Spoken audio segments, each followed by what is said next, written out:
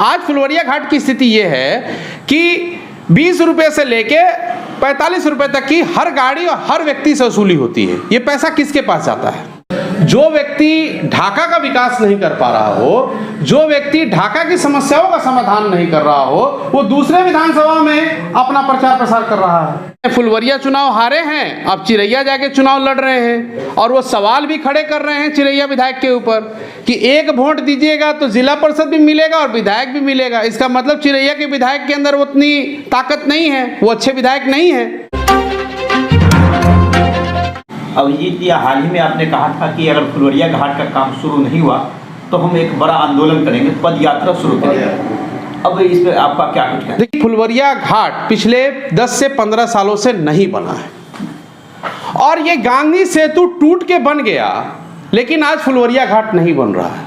तो कहीं ना कहीं प्रशासन और शासन दोनों का फेल्योर है और उनको जगाने के लिए जन अधिकार पार्टी पदयात्रा करेगी।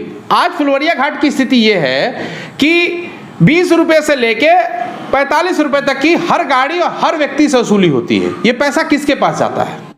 तो अवैध वसूली को रोकना और वहां पुल का निर्माण कराना, मैंने ये चुनाव में भी बात कहा था और आज भी मैं उस पर अडिग हूं कि मुझे जितना संघर्ष करना पड़ेगा फुलवरिया घाट के लिए और ढाका विधानसभा के लिए, मैं वो करूंगा। जो जीते हुए यहाँ के जो वर्तमान विधायक हैं, उनके काम काज से आप कितने संतुष्ट? वो काम कर रहे हैं और अभी पंचायत चुनाव में व्यस्त हैं। फुलवरिया चुनाव हारे हैं, अब चिरैया जाके चुनाव लड़ रहे हैं और वो सवाल भी खड़े कर रहे हैं चिरैया विधायक के ऊपर कि एक वोट दीजिएगा तो जिला परिषद भी मिलेगा और विधायक भी मिलेगा। इसका मतलब चिरैया के विधायक के अंदर उतनी ताकत नहीं है, वो अच्छे विधायक नहीं है। तो बीजेपी का नेता दूसरे बीजेपी के नेता पर कटाक्ष कर रहा है। जो बात विपक्ष कह रही थी उसको आदरणीय ढाका विधायक ने साबित कर दिया। भेलवा में मूर्ति लगी हुई थी, ये बिल्कुल सही बात है, लेकिन किसी कारणवश आज वहाँ मूर्ति नहीं है। ना कस्तूरबा जी की मूर्ति है, ना गांधी जी की मूर्ति है। ये प्रशासन का फेल्योर है कि एक हिस्टोरिकल जगह, एक ऐतिहासिक जगह जहाँ गांधी जी खुद आए थे, जहाँ नील की खेती होती थी, हमारे पूर्वजों ने नील की खेती का विरोध किया और गांधी जी को यहाँ बुलाया, आज उस जगह को भी हम सुरक्षित नहीं रख पा रहे हैं। अगर इस देश में महात्मा गांधी और कस्तूरबा गांधी की भी मूर्तियों को अगर हम सुरक्षित नहीं रख पा रहे हैं इस एनडीए सरकार में, इस नीतीश सरकार में, तो ये निंदनीय है। मैं सरकार से और प्रशासन से अपील करूंगा कि अगर वो सक्षम नहीं है तो वो जन अधिकार परिवार को, अभिजीत सिंह को, ढाका विधानसभा के हमारे कार्यकर्ताओं को परमिशन दे, हम चंदा इकट्ठा करके हम अपने कोष से उसको बनवाएंगे। ढाका विधानसभा का आज यहाँ के प्रतिनिधि सोए हुए हैं, पंचायत चुनाव में इन्वॉल्व हैं, उनको सिर्फ और सिर्फ चुनाव जीतने से मतलब है। सड़क हो, बस स्टैंड हो, रेल की समस्या हो, रेल का घोड़ासान का रोड देख लीजिए क्या स्थिति है, घोड़ासान बाजार की स्थिति देख लीजिए, अवैध वसूली होती है। और भेलवा बाजार की भी आप स्थिति देख लीजिए, वहां भी अवैध वसूली होती है।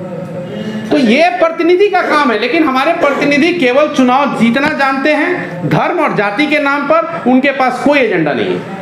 3 पार्लियामेंट की सीटें आप हिमाचल प्रदेश में हारते हैं और आप एक्साइज ड्यूटी कम करते हैं। इससे क्या निकलता है कि इसका मतलब था कि कहीं ना कहीं आप ज्यादा वसूली कर रहे हैं। ये सरकार कंप्लीट वसूली माफिया के जैसा काम कर रही है। उद्योगपतियों के लिए एक सिंडिकेट के तौर पे काम कर रही है कि पैसा लाओ और पैसा उद्योगपतियों को दे दो। अगर आप जीते थे चुनाव जो है तो सबसे पहला काम क्या होता है विधानसभा में आपका? देखिए, जब मैं चुनाव लड़ने आया तो 20 तारीख को मेरा नॉमिनेशन था, 19 तारीख को मैंने कोर्ट में एक एफिडेविट दिया और मैंने अपने एजेंडे पे चुनाव लड़ा। मैंने सड़कों की बात की, बस स्टैंड की बात की, रेलवे की बात की, रोजगार की बात की, उर्दू लाइब्रेरी की बात की। ढाका के अंदर, ढाका एक सबसे पुराना 1972 में बना हुआ मंडल, वहां एक महाविद्यालय की बात की। शिवहर पार्लियामेंट के अंदर 6 विधानसभा आते हैं और 12 प्रखंड आता है और वहां एक ही महाविद्यालय है जो घोड़ासान में जवाहरलाल नेहरू मेमोरियल कॉलेज है। सरकार कहती है कि ग्रेजुएट हो जाओगे तो क्लर्क की नौकरी मिलेगी और स्थिति यह है कि यहाँ ग्रेजुएट होने के लिए केवल एक ही कॉलेज है। महागठबंधन में टूट होने के कारण क्या है? सीबीआई और ईडी। मैं आपको बिल्कुल आपके सामने कह रहा हूं, सीबीआई और ईडी। सीबीआई और ईडी का डर दिखाया गया आरजेडी को। अगर अगर कांग्रेस और आरजेडी एक होती तो दोनों सीटें हम जीत रहे थे।